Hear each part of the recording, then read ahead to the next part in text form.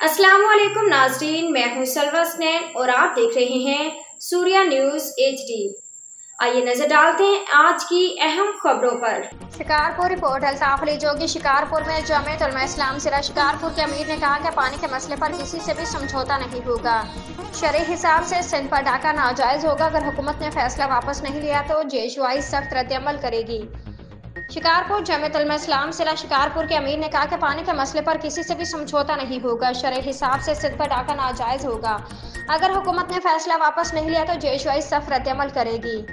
तफसीलात के मुताबिक शिकारपुर JUI के अमीर मौलाना अब्दुल्ला मेहर ने अपने बयान में कहा कि पानी के मसले पर किसी से भी समझौता नहीं हो सकेगा। यह हमारी जिंदगी और मौत का मसला है। अगर हुकूमत ने अपना फैसला वापस ना लिया तो JUI सख्त रद्दअमल करेगी। इन ख्यालात का इजहार शिकारपुर के नज़दीक UC चेयरमैन मरीज सेठार गाँव तालिबशहर में मुफ्त सोलर प्लेटें गरीब आवाम को तकसीम की गई।